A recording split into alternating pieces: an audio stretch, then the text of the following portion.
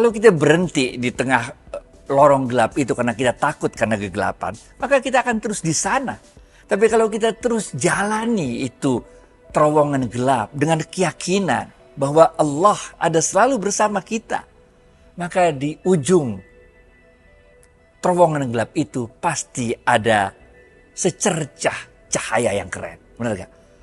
Terakhir nih, karena gue goeser nih. Life is like riding a bike. Hidup itu kayak naik sepeda, man. To keep your balance, you have to keep going. Supaya kita kagak jatuh naik sepeda, kita harus jalan terus. Kalau lu stop, malah lu jatuh. Benar gak? So, teman-teman sekalian, jangan pernah nyerah dalam hidup ini. Karena masih ada Tuhan dalam setiap detik, setiap hirupan udara yang kita keluarkan dan kita tarik. Dalam setiap nafas kita, itu ada rezeki dari Tuhan yang diberikan pada kita. Selalu berjuang, enjoy life. Yang buat rezeki kita berkah, yang pertama, bakti sama orang tua.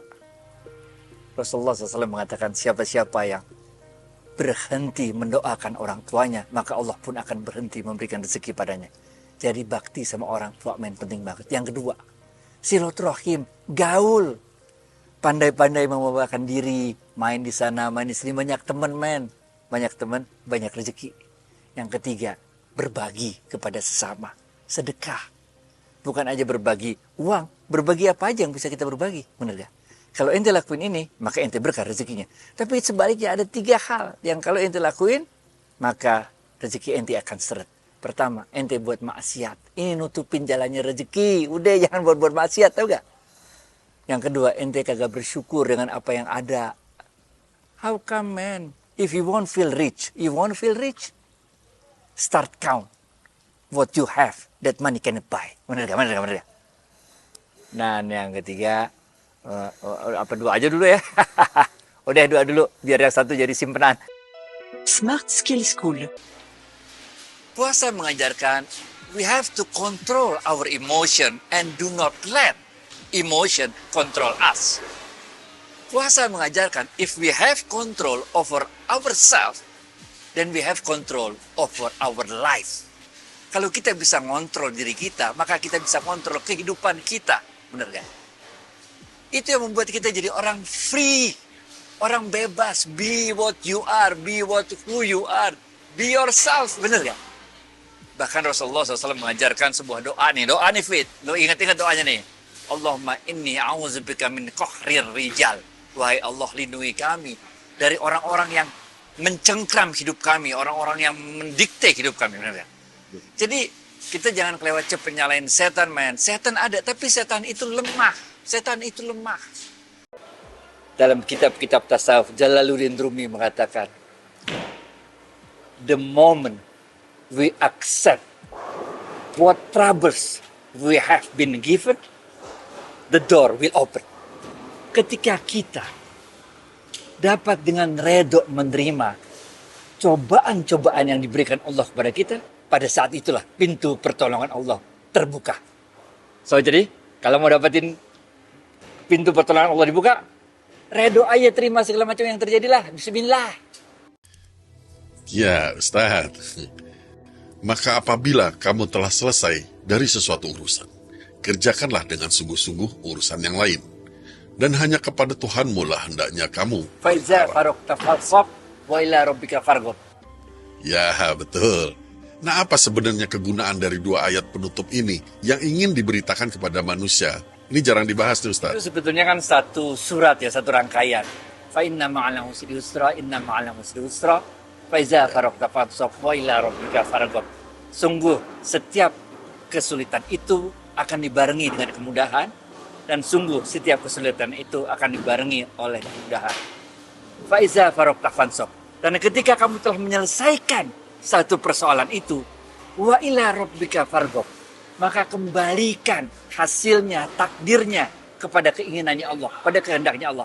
Ini kajian kita yang dulu, do your best and let Allah do the rest. Itu kalau bahasa Arab. Ya itu dia tadi, wa ila rabbika farghab. Kita kembalikan apapun takdir yang diberikan Allah kepada kita. Karena kita nggak ngerti, bos, apa maunya Allah. Bener gak? Kadang-kadang nih kita ngeluh dapat musibah, padahal musibah itu sebetulnya menyelamatkan kita dari musibah yang lebih besar, benar gak? Pernah gak sih lo? Saya dah, benar gak? Ini Achilles tendon kanan putus, udah gak bisa main bola lagi, benar gak? Allah ingin menyelamatkan saya supaya saya nggak lupa umur, masih main bola, main futsal dengan kecepatan yang tinggi, main bulu tangkis dengan kecepatan yang tinggi, single, benar gak? Yang sebetulnya jantungnya udah nggak kuat, benar. Jadi Allah punya 1001 cara untuk mengatur seluruh kehidupan di dunia ini. Sekali lagi teman-teman, ingat, dekatkan diri seluruhnya kepada Allah dan jadikan semua yang terjadi, baik kenikmatan ataupun musibah, sebagai alat bagi kita untuk mengingat kebesaran Allah dan mendekatkan diri kepada Allah. Jadi dalam ilmu tasawuf disebutkan bahwa rezeki yang paling rendah itu adalah harta. Rezeki yang paling tinggi itu adalah kesehatan. Ente kaya tapi sakit, bagaimana men? Duit habis untuk bayar doang, bener gak? Rezeki yang paling utama itu adalah anak-anak yang soleh-soleha. Bener gak? Asik kan punya anak soleh-soleha? Dan rezeki yang paling patut disyukuri itu adalah husnul khotimah. Mengakhiri permainan ini, mengakhiri hidup kita ini dengan akhir yang baik. Husnul khotimah. Jadi rezeki nggak mesti uang, men. Amalan yang paling cepat langsung sampai kepada Allah adalah ketika kita memasukkan rasa bahagia ke dalam hati orang lain. Walaupun kita lagi kena musibah, men. Udah, kita musibah mau musibah. Tapi ketika kita dapat musibah itu, kita tetap membagi kebahagiaan pada orang lain. Maka amalan itu paling cepat sampainya kepada Allah. Hadis lain mengatakan, Allah berfirman, sedekah yang engkau keluarkan itu lebih cepat sampainya kepadaku, kata Allah, sebelum sedekah itu sampai ke tangan orang yang menerimanya. Ini. Waktu kita keluarin duit mau sedekah, udah sampai ke Allah tuh, walaupun belum sampai ke tangan orang yang menerimanya. Kalau keadaan kita mampu untuk membantu orang lain, membahagiakan orang lain dengan uang yang kita miliki, sedekah. Tapi kalau keadaan kita nggak mampu untuk membantu orang lain dengan uang kita, bahagiakan orang tersebut. Dan selemah-lemahnya membahagiakan orang lain adalah dengan tersenyum. Itu sebabnya Rasulullah SAW mengatakan, senyum itu adalah sedekah. Sebarkan kebahagiaan, sebarkan keceriaan. Benar gak? Dengan kebahagiaan dan keceriaan itu, itulah amalan yang paling cepat dan langsung sampai kepada Allah. Rezeki itu kaitannya sama 5 hal. Bukan dengan rajin atau tidak rajinnya ibadah.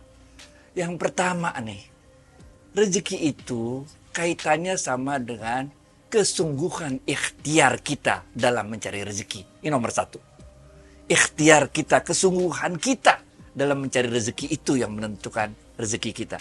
Yang kedua, kesyukuran kita atas apapun yang kita terima dari Allah, rezeki itu. Nah ini, karena siapa-siapa yang bersyukur akan ditambahkan kenikmatan Allah. Yang ketiga, jangan lupa bakti sama orang tua. Yang keempat, banyakin silaturahim. Dan yang kelima, banyakin sodakoh. Kenyataan nih, dalam hidup nih, bahkan saya pun merasakan, sering sekali orang-orang yang miskin jauh lebih dermawan daripada orang-orang yang kaya. Karena orang-orang yang miskin bisa merasakan kayak apa rasanya tidak memiliki harta sama sekali. Jadi teman-teman sekalian, sahabat Rasulullah SAW, kita cerita dikit biar dapat gambarannya, bener gak?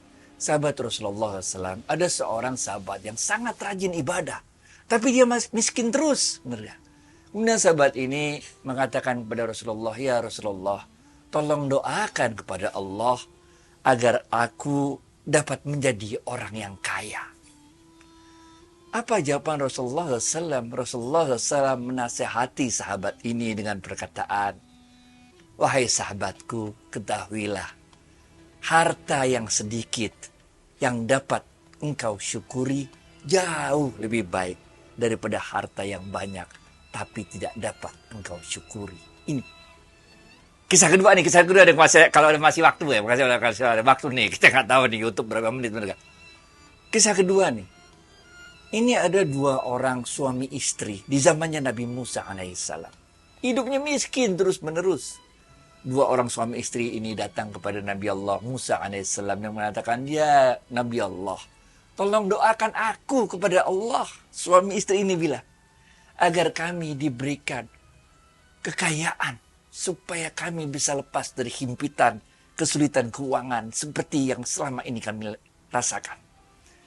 Nabi Allah Musa alaihissalam doa sama Allah. Kemudian Allah menjawab kepada Nabi Musa alaihissalam, akan aku kabulkan permintaan 2 orang suami istri itu, tapi aku akan memberikan kekayaan hanya 1 tahun. Setelah itu mereka akan kembali menjadi orang miskin. Nah, udah bener aja. Habis itu orang itu jadi kaya. Nggak berasa selama dia 1 tahun itu menjadi orang kaya raya, tapi juga jadi orang yang dermawan. Dia kasih banyak orang, kasih dermawan sana sini, sodako. Karena mereka pikir setelah 1 tahun kami akan miskin lagi sehingga nggak bisa lagi kasih banyak sodako. Nggak berasa udah lewat 1 tahun. Nabi Musa bingung. Nabi Musa lapor sama Allah. Allah, ini udah lebih 1 tahun, kok masih kaya juga? Apa jawaban Allah kepada Nabi Musa? Biarin aja Musa. Orang itu mensyukuri rezeki yang aku tetapkan padanya. Biarkan mereka terus menjadi orang yang kaya dan orang yang kaya yang penuh dengan kesyukuran. Gitu, Fish.